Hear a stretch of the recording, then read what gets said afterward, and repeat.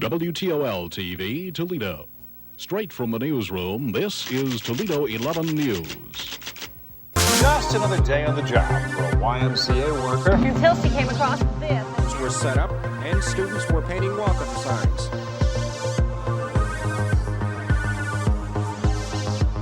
It wasn't quite the thrill of the open road, more like the parking lot of Perrysburg Commons.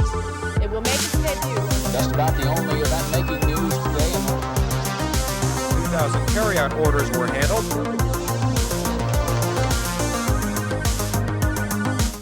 Play ball. We're gearing up for warmer weather on this week's WTOL-11 Vault. It's a show we dust off the past and bring history home. We're stepping up to the plate and taking a swing back in time for the Toledo Mud Hens. From the first pitch in 1896 to the big move to Fifth Third Field, we are covering all the bases. So grab some peanuts and Cracker Jacks because this lineup of Mud Hens moments is a real home run.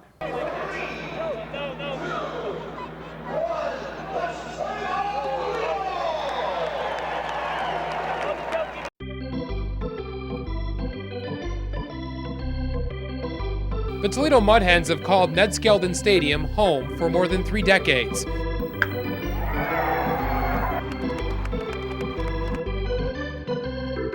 With security tight everywhere these days, it's probably no surprise it will also be tight here.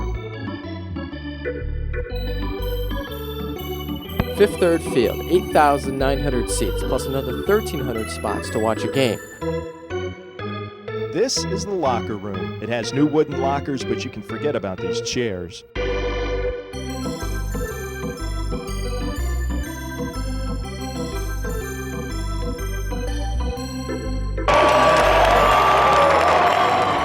The opening of Fifth Third Field. It's a historic time in the city of Toledo. And it's a history lesson many kids didn't miss, even on a school day. The storied history of the Toledo Mud Hens began in 1896, the Interstate League, then the American Association in 1902, and the big move to Cleveland in 1913. And while the team has played under different names in different cities, it ended up back here in Northwest Ohio in 1965. The Hens would call Ned Skeldon Stadium in Maumee home until the turn of the century. And talk of moving to downtown Toledo really became to light in the late 1990s. Toledo 11's Bob Jones and Alva Taylor talked about the plans and heard people's thoughts on March 17th, 1997. The Toledo Mud Hens have called Ned Skeldon Stadium home for more than 3 decades. And in just a few weeks, fans will once again take their seats and enjoy the sights and sounds of baseball. But what does the future hold for this old ballpark? But the league has already put the team, the Mud Hens, on notice, is saying we want some better facilities here. We want to be able to generate some additional revenue. A consulting team hired by the city of Toledo and Lucas County believes Skeldon Stadium is outdated.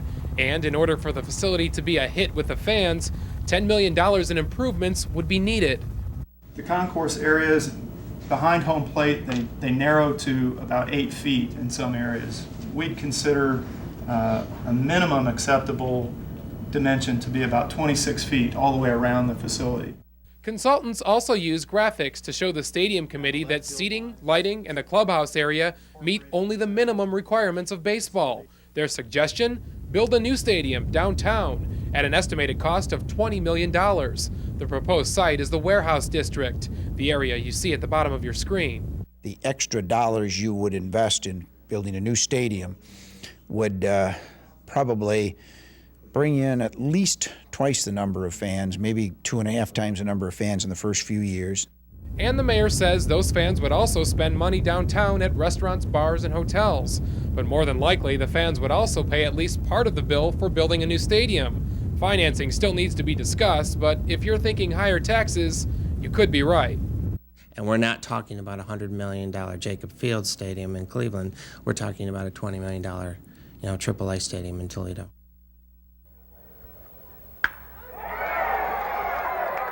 Joy in Mudville is about to resume. Opening day for the Toledo Mud Hens is just a few weeks away. Tom Ross can't wait. The Toledo police detective and his son are big fans. Ross, celebrating St. Patrick's Day today, thinks a downtown stadium would also be cause for celebration. Yes, I'd always drive to see the Mud Hens. And I feel that if they open a downtown stadium, if they could keep the first level open for restaurants and shops, they could stay open year-round. But some fans aren't willing to go the distance, don't want to drive the extra miles downtown. People are not going to want to go the longer distance from the suburbs of like Perrysburg and all. And I also think that in Maumee they've done a good job and it's done a lot for the community, and I'd hate to see that leave the community. Still others think downtown is the logical place for Toledo's next sports venue. There's a fan base downtown to begin with all the businesses and all. Maumee, granted they do support it, but it's kind of out of the loop. To bring more commerce into the city, people going to see the game before and after the game. This year the Mud Hens will play in Maumee, and while some can't agree on the club's future home, everyone agrees opening day is long overdue. I love the Mud Hens. Let's go Toledo. It took 5 years for Fifth Third Field to be ready to host the Mud Hens and the fans. It was a big plan. The stadium brought more people and more traffic. It was something new for downtown Toledo. Jody Zink shows us how the city made sure it was ready for opening day 2002. And Jim Taylor looks at what it took to keep fans safe with so many people flocking downtown. At Ned Skeldon Stadium, parking was a cinch. Fans parked in the parking lot and walked in. Downtown will be different. So if you go to the games this year, where are you going to park? I have not a clue. Will it be as easy? I'll absolutely go to the games. I'm not sure. I have no idea where I'll park. It just won't be as convenient. And I don't want to have to drive around and try to find a parking spot, or worry about where I'm parking. Officials insist there are enough parking spots downtown, but it's up to you to find them. We drove downtown to see how easy or difficult it is. Not too many spaces, though. Superior Street is a good place to start. It's lined with meters, which are free in the evenings. It also has 2 multi-level parking garages, one 3 blocks away near Madison and Superior, and the other only 2 blocks at St. Clair and Jefferson, close enough to get a good glimpse as you're walking towards Fifth Third Field. We found several private lots close by. For games, those will cost only $2. With security tight everywhere these days, it's probably no surprise it will also be tight here. There won't be metal detectors, but every fan who passes through these gates will get a close inspection.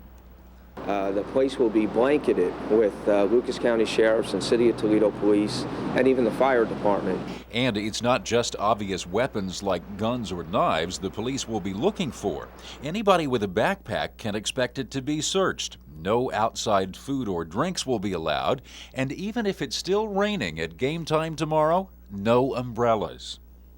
It's an inconvenience for the person sitting next to you, behind you, in front of you. If we have any altercations in the park, believe it or not, a lot of it has to do with people opening umbrellas.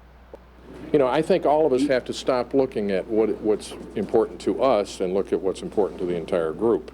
So if security feels that no umbrellas are going to be allowed in the stadium, that's okay with me. I'll just wear a rain suit.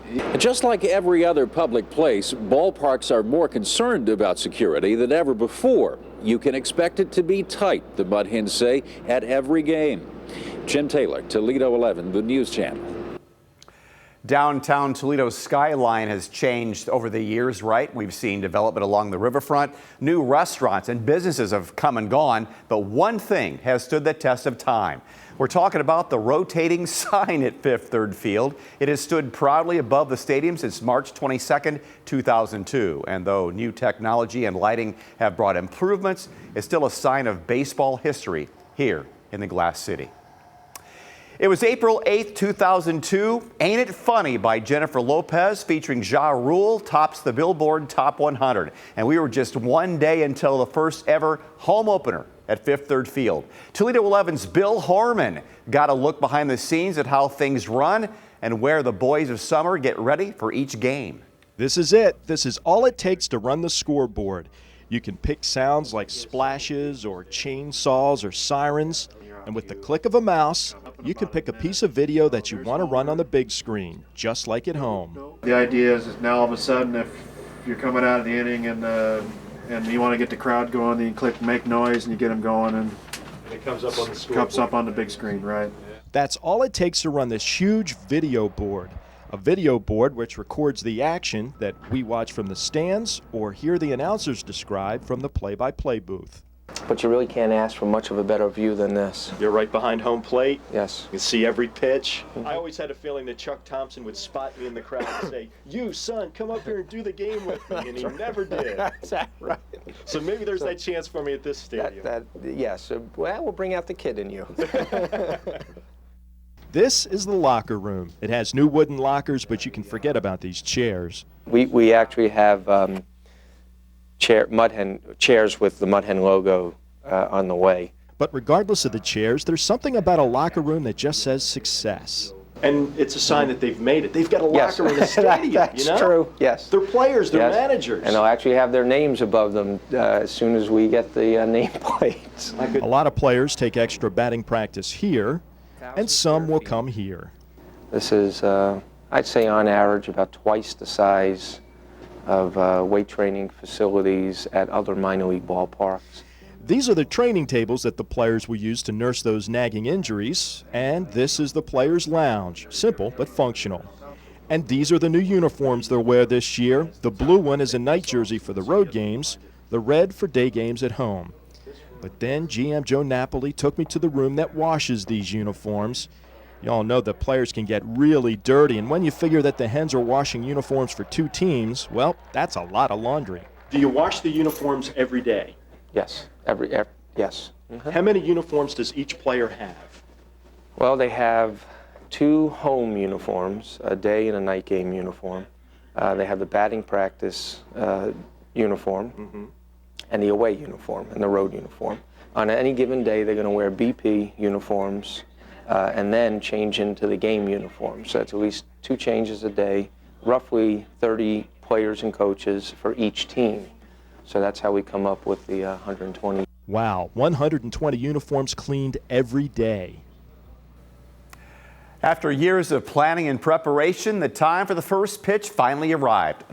April 9th. April 9th, 2002. Time to play ball.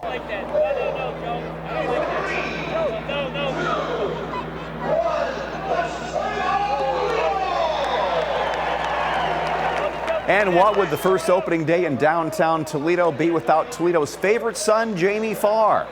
He did help put the Mud Hens on the map as Corporal Max Klinger in the hit series MASH. Of course, Mud Hens opening day is all about the fans. Without them, those games downtown would be a lot quieter. So they show up to support the team, but the players have another lifeline, their families. Chris Peterson introducing us to them on opening day of 2002. General Manager Joe Napoli had many official duties at today's home opener, announcements to make, people to thank. It's been a long few months for Joe and the rest of the Mud Hen staff. Everyone on the staff is getting in around 7:30, 8 in the morning and getting out of here maybe 10, 11, 12 o'clock at night. And that means his wife Annette and their 3 kids haven't seen much of Joe lately. But today was a day for families, and Annette watched with pride as all Joe's hard work paid off in a big way. He's been bringing the kids to the ballpark on the weekends when he has to come in. He takes the kids with him, 1 or 2, and they spend time together. They've been coming to this ballpark since the ground has had a big hole in it. They've been coming and walking around. So, you know, he does the best he can, trying to squeeze in the time. Sitting next to Annette, Jennifer Griffin. Her husband Jason is the Mud Hens PR guy. She didn't know if she'd be able to see opening day in person. Their baby's due any day. I am due Thursday. Okay. So we have just kind of crossed our fingers it wouldn't be before the 9th or on the 9th, and so far so good. Fifth Third Field seats just over 10,000 people, so some fans want to be behind home plate, others looking for that home run ball, even that luxury view from high above the field. So Joe Nugent set out to find the best place to watch a game. Fifth Third Field, 8,900 seats, plus another 1,300 spots to watch a game. But which one is the best? Not to mention the place where you don't even have to pay to watch the game. It's actually out here on Monroe Street where fans can stand on this sidewalk right behind the bars and look inside and see the whole game, watch it for free. But the question is this the best seat? Oh, it's not the best seat, but it's the best seat to be free, you know. I hear that. But it's, you know, it's cool, you know. I mean, just the bars in the way and the sun in the way a little bit. But other than that, it's not bad to be free, you know. I wouldn't mind sitting over in the Rooster over there. All right, let's go to the Roost. The guy outside the stadium said this is the best seat in the Roost. What do you think? Oh, this is a great seat. I'm here with all my friends from Fifth Third.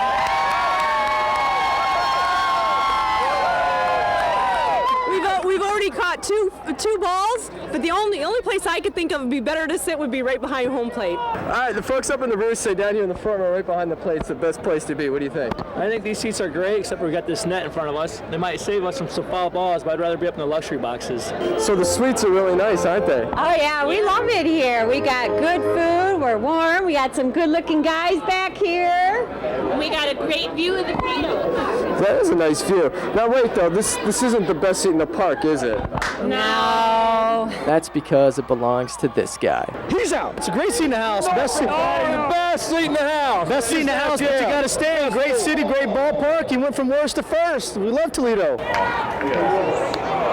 Joe Nugent, Toledo 11, the News Channel. Finally, opening day has become an unofficial holiday in Toledo, of course. It brings fans of all ages out to catch a game. Sometimes adults even take the day off work, whether that's planned or spur of the moment. But on the first opening day downtown, Joe Riknowski found some fans who wouldn't miss out no matter what. The opening of Fifth Third Field. It's a historic time in the city of Toledo. And it's a history lesson many kids didn't miss, even on a school day. Go Mud Hens! That's not good enough. Go Mud Hens! That's not good enough. Go Mud Hens! That's pretty good. Caitlin and Melissa Leonard wouldn't miss this for anything. What are you two doing out of school? Coming to the game! Woohoo! Hooky! Woo! What are you doing? Playing hooky. What are you playing hooky for? To go to the game. Hooky at the hen house. Not a bad idea. Here, for most, a note would do. When I told my teacher, she was so excited she let me out. My mom and my dad wrote my teacher a note, and she dropped me out of school because I was going. You don't have to know a lot about baseball to be here. Do you know who's playing today? Hold on a second. I gotta see one of their jerseys for a second. It's Toledo, the Mud Hens. Yeah, duh. And I don't know. Norfolk. Norfolk. That's, yeah. There's gonna be a pop quiz after this, you know. Oh gosh. We're gonna fail. Come on, I've taken enough tests this week already. All right. Besides, there's only one opening day. That there is. Finally, the Mud Hens have been affiliated with several Major League Baseball teams over the years. That list includes the Yankees, the Phillies, the Indians, the Twins, and most notably, the Detroit Tigers. That partnership began in 1987 and continues to this day. So it's only fitting our final inning is a trip to spring training to see where Toledo's Mud Hens ultimately end up. Thanks for joining us here on the wtol-vault this week. Until next time, we're proud to celebrate a Toledo tradition that always hits it out of the park. I would have rather played today, but I never could hit a curveball in high school, so I figured maybe a bat boy is a little bit better for me. I heard you couldn't catch the ball either. So no, I can't catch a ball. Both things are necessary. So what should I be doing today in the... Well, the main thing of being a bat boy is just make sure you stay away from the action. You don't do anything until the play's over. The important thing is don't get mixed up in the play. Don't get in the way of a foul ball or whatever. It's fairly simple. So I think you can handle it. With those ground rules, Jim Schmakel led me to the dugout, where I met my supervisor. To be a bad boy, I don't have to chew seeds or tobacco, do I? No, you don't have to. That's a good. You want to pick up a couple bad habits, they'll teach you. Oh. Snuff, Copenhagen, Skoal. First thing I learned, a bat boy is a non-person. People won't come near you. The umpire brings me the game balls. Part of the pregame ritual for a bat boy is getting pine tar rags ready for hitters. That's the worst part of the job, getting pine tar on your feet. And once the game starts, keep rags, donuts, and weighted bats in the on-deck circle. Players just ignore you. Maybe it was because I'm new at this. The only chance at conversation came at home plate with the umpire. Thank you. Didn't tell me your name. Bill. Bill, hi, how are you? Pleasure.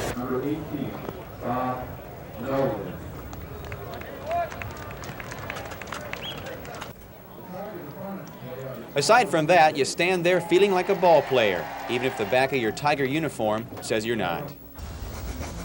When the game ended, I thought my job was over with for the day, but that's not the case at all.